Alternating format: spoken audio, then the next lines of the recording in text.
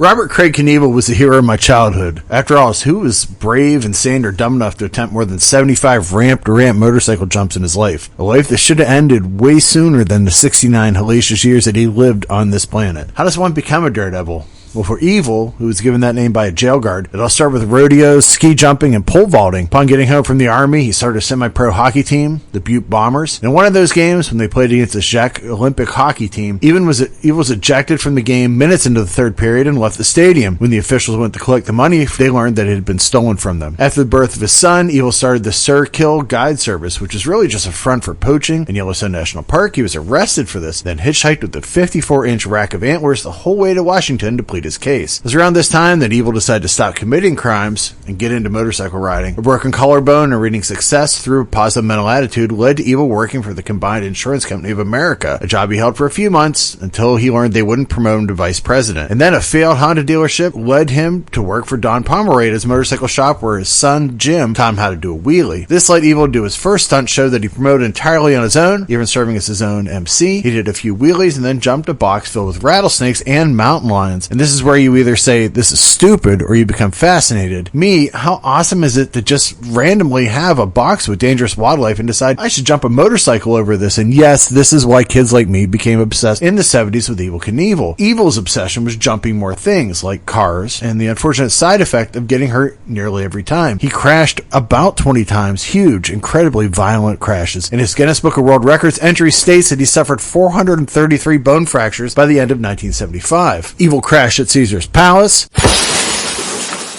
He crashed jumping Pepsi trucks. He crashed outside San Francisco's Cow Palace. And then he started dreaming big. What if he could crash into the Grand Canyon? We'll take it from himself, who said, I don't care if they say, look, kid, you're going to drive that thing off the edge of a canyon and die. I'm going to do it. I want to be the first. If they let me go to the moon, I'd crawl all the way to Cape Kennedy just to do it. I'd like to go to the moon, but I don't want to be the second man to go there. Finally, he just jumped Snake River Canyon, an event whose closed-circuit telecast bombed, almost bankrupting a young Vince McMahon Jr. before he even bought his father's WWF. Evel used the sky cycle and nearly drowned when he failed to make the jump. A year later, he'd crash again.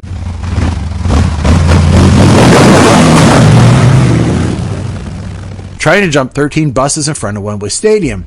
After the crash, despite breaking his pelvis, Evel made it to his feet and told the crowd, ladies and gentlemen of this wonderful country, I'm going to tell you that you're the last people in the world who will see me jump, because I will never ever jump again. I'm through. His friend Frank Gifford begged him to go on a stretcher, and Evel said, nope, I came in walking, I went out walking. Of course, Evel was a carny, and he kept pulling off stunts until 1977, when a Jaws-inspired leap broke both his arms and nearly blinded a cameraman. So the life of Evel Knievel is very complicated to tell. On one hand, he's an entertainer out there in a jumpsuit covered with stars and a cape. On the other, he was a man who believed in keeping his word and battling the evils of drugs. One time, a Hell's Angel threw a tire iron on stage during a jump, as he had often battled the group for being drug dealers, and he ended up putting 3 Hell's Angels in the hospital. But then on the other hand, Evel Knievel is a person that lost his ideal toy and Harley-Davidson endorsements when he went wild on Shelley Saltzman, a sports promoter, Hollywood producer, and author of the book Evel Knievel on Tour, which alleged that Evel himself was on drugs and abused his family. So to get back at him, despite having 2 broken arms, Evel cornered him on the 20th Century Fox backlot and beat him unmerciful with a baseball bat while people watched. When the news of this attack came up on the news, Saltzman's elderly mother had a heart attack, dying 3 months later. Evel got a 6-month work furlough and was ordered to pay $12.75 million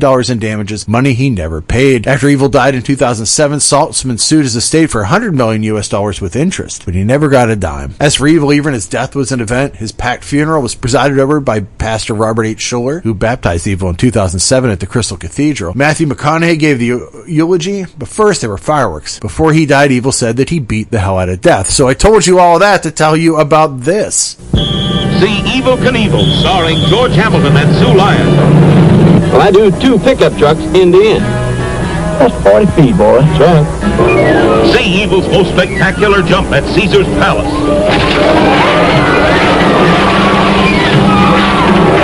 Hold it. Don't miss Evel Knievel. It's dynamite.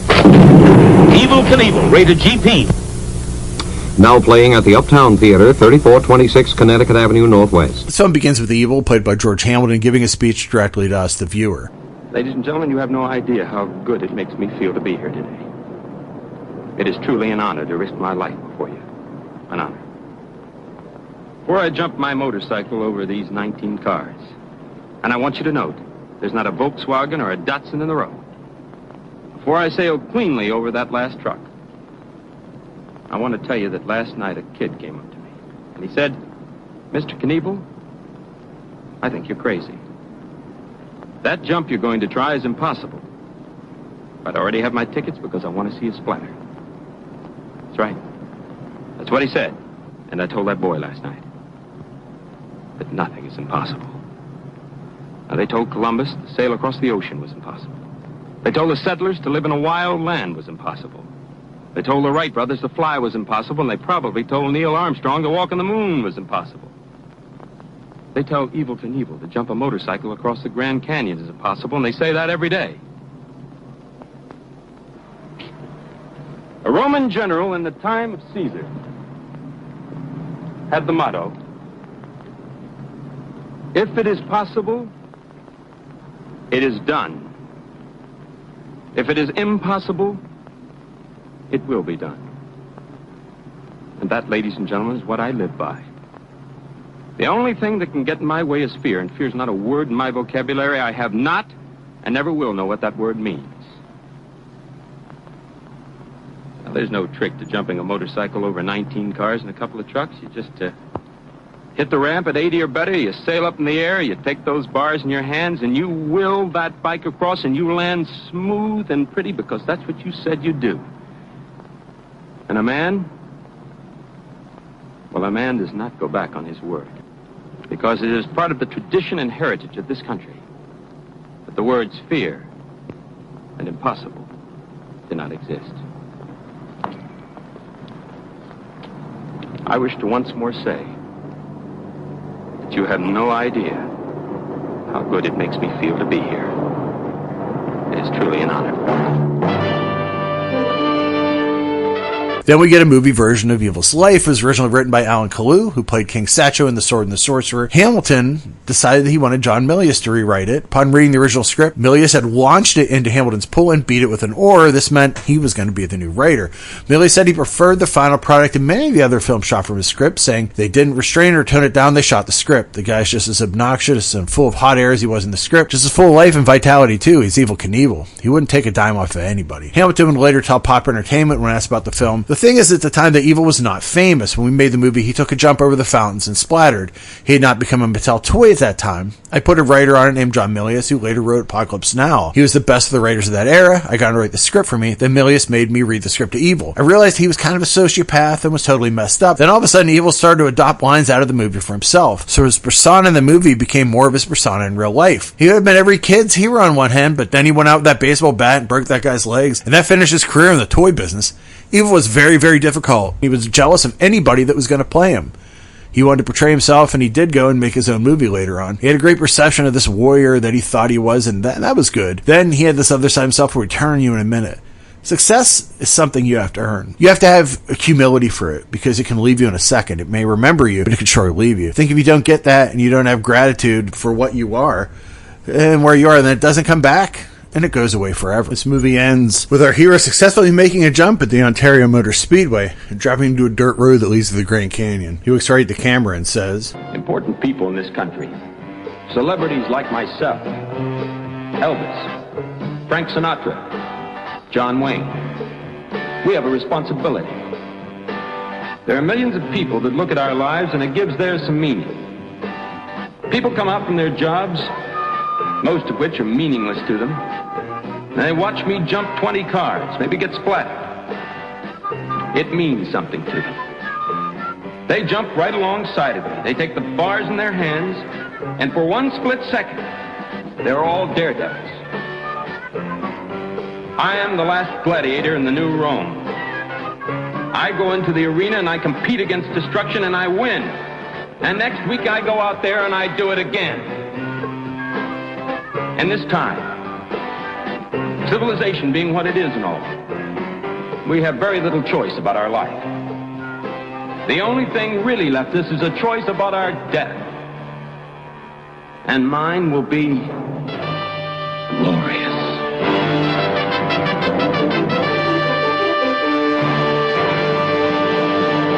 Sue Lyon, who is Lolita in the film the same name, plays Evel's woman. She'd go on to be in all manner of movies that I could go on for hours about, like End of the World and Alligator. George Hamilton seems as far from the real evil as you can get. But he was a carny, too. Millie used to relate that Hamilton was a great con man. That's what he really is. He would always say, I would be remembered as a third-rate actor, when in fact, I'm a first-rate con man. Evel made one other movie. Let's get to it.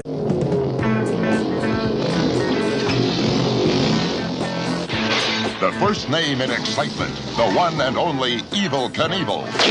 Stars in his first motion picture, Viva Knievel.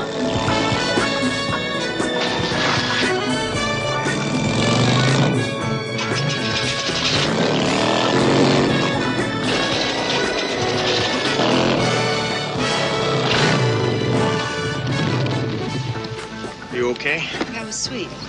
Sweet. I guess the exciting part is the jump, huh? Evel Knievel. He puts his life on the line with every death-defying jump. The indestructible Evel in the excitement picture of the year, Viva Knievel.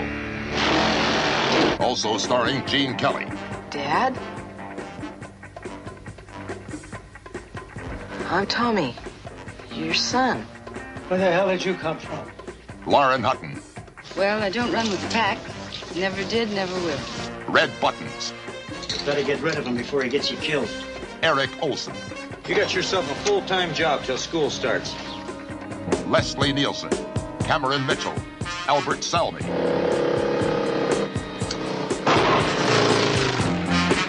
Now that tire's got to go flat the instant that Knievel has completed his jump. You saw it just happen. Marjo Gortner. Hey, Millard wants to kill you, and your buddy Will, too. Why? To take your body back to the United States as cover for about $50 million worth of cocaine. Take this. That'll help even the odds. Save my kid, partner. Just say I love him. The chase is on. And the action never stops. Evel Knievel bets his raw nerve and roaring wheels against impossible odds.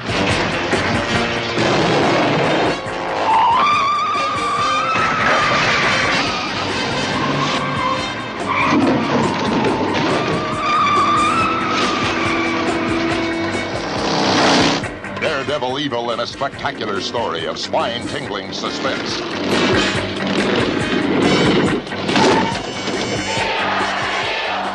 I don't want to shoot your last jump. I don't want you to ever have a last jump. That's the nicest thing you said to me since I first met you.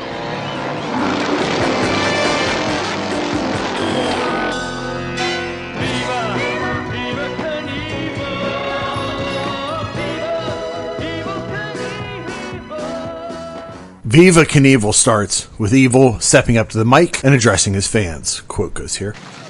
Thank you, ladies and gentlemen. It's a pleasure to be with you here in Long Beach today and with my old pal Frank Gifford. You know, I see a lot of young people here in the stands today. So before I make the jump, there's something that I'd like to say to you that's been bothering me for a long time. I go to Indianapolis every year to see the Indy 500. I go there with friends to drive and race.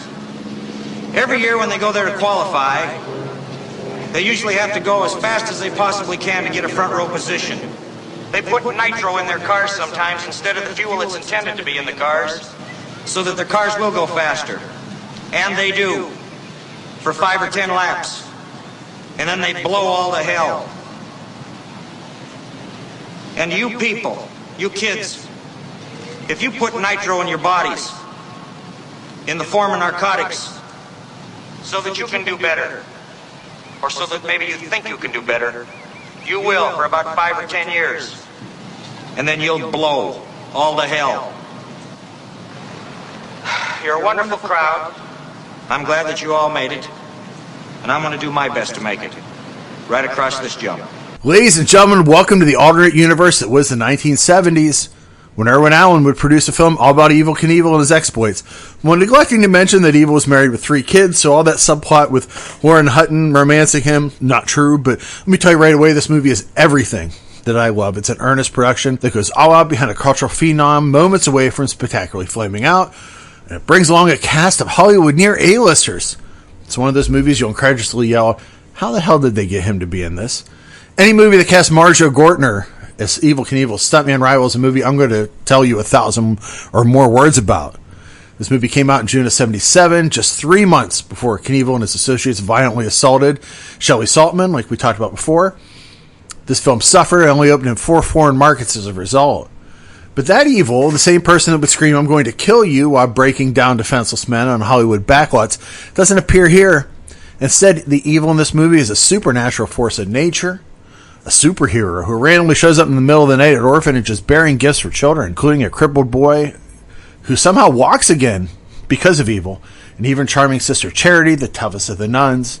That's Erwin Allen's wife, Sheila. Hey, Pete. Evel. Hi, Pete. How you doing? I'm just fine, Evel. But my name's Dan. Pete and I switched pets. You're really here. Said I'd be. I told those guys you wouldn't forget. Jack, I was just held up for a little while. Here, I brought you something. Here. Gee, Now, don't you wreck them both today.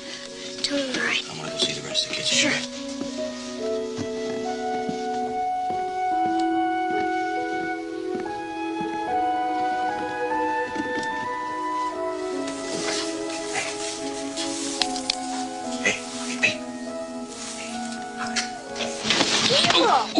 Back off, little guy. Quiet, you guys. Sorry, forgot about your accident. How you feeling? How do I look? Super. That's me, Super Evil. How's everything? Fine. How you doing? Evil! Oh, Evil! Hey, how you doing? What's going on? How you doing? How you guys doing? Look what I brought you.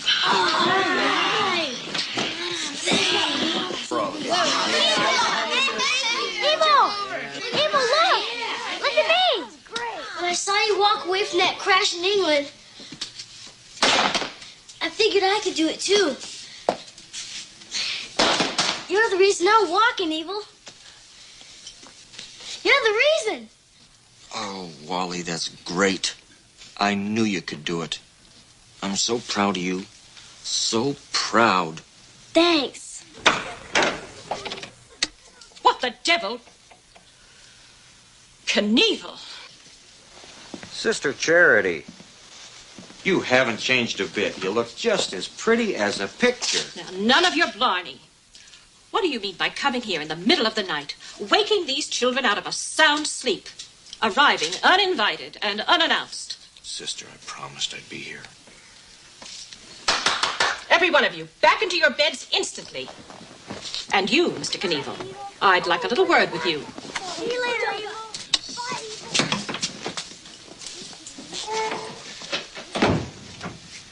Darn you, Evel. You could have waited till tomorrow. Tomorrow would be too late. I have to be in Los Angeles. I know. That case, I forgive you. By the way, I didn't forget your favorite fudge. I picked it up in New York. Here, enjoy. Oh, you're wicked. You know I'll get fat. Nobody will notice. Thank you, Brother Evel. Thank you, Sister Charity. Evel. God bless. When he's not miraculously appearing to help the downtrodden children of America while wearing a leisure suit, he's traveling around the country, jumping over mountain lions and fire to bring entertainment to the real people of the U.S. of A. His charity even continues when it comes to the people that surround him, like promoter Ben Andrews. How did they get red buttons? An alcoholic mechanic, Will Atkins. How did they get Gene Kelly to be in this? Evel tells the press like it is, making quips at everything they ask him. When he's ambushed by photojournalist Kate Morgan, how did they get Lauren Hutton to be in this? He snaps at her too. After all, if Evel dies trying to jump, it'll make for a big story. Well, if you know anything about Evel, he totally bites it on this big jump, and he announces retirement, flips out the promoter, and goes to the hospital. While Evel's in the hospital, a bizarre plot against his life is hatched. One-time protege Jesse, yes, Marjo Gortner, who had a documentary made about his life that won an Oscar and went on to be in a million great movies. Jesse's trying to convince him how to do an incredibly daring jump that he'll definitely die trying. Then Stanley Millard. Look, I know how they got Leslie Nielsen in this, will hide $3.6 million worth of cocaine in the walls of Evil's tour trailer. The Border Patrol will be all too sad that Evil is dead and not search his truck. And then everybody makes the coke money. Meanwhile, as if this movie gets any stranger, Will's estranged son Tommy returns from boarding school. Will can't deal with this kid who reminds him of his dead wife, which is the reason he's drinking. That leaves Evil to become Tommy's magical new father. Will learns of the plot against Evil and is sent to a mental hospital where the evil Dr. Ralph Thompson, Dabney Coleman is playing a role that Donald Pleasance should have played, keeps him under lock and key, and when Evil goes to Mexico along with real-life pal Frank Gifford, who, yes, that's Frank Gifford, Jesse gets all zooted and knocks out our hero, steals his bike, and really does make that impossible jump, but dies because the bike has been sabotaged. His body is taken so the drug deal can continue. Everyone else in Mexico believes that Evil is dead. This is real crash footage of Evil at Wembley Stadium. For all the other stunts, stuntman Gary Charles Davis was hired. His role was kept hush-hush to avoid questions and insurance concerns about Evil himself performing his own stunts. Evil breaks Will out of the hospital and they discover that Tommy and Kate have been taken hostage. Of course, everything works out. The drug lords, and Cameron Mitchell, God bless him, is one of them, are defeated. Leslie Nielsen drives off a cliff. Nice beaver. Thank you. I just had it stuffed. Let me help you with that. Warren Hutton falls in love with Evil, and father and son are reunited. Then Evil jumps over fire, and the credits roll. Silent partner Irwin Allen directed 80% of this movie, after Gordon Douglas, who made In Like Flint, and They Call Me Mr. Tibbs. They call me Mr. Tibbs. Fell ill. I can make a joke about how he specialized in making disaster movies, but that joke is way too simple. Much like Evil, I only take on the most dangerous of writing stunts and podcasts. This movie is literally everything I love all at once. When I finally die, and I hope it's jumping over a pit full of snakes, please play it on a loop at my funeral. I hope that I have a closed casket. Thank you. Anyways, this is Sam from BNS About Movies. If you'd like to know more about movies and not just ones about Evel Knievel, you can come to the site, bnsaboutmovies.com. You can write to me at bnsaboutmovies@gmail.com. Thanks for listening.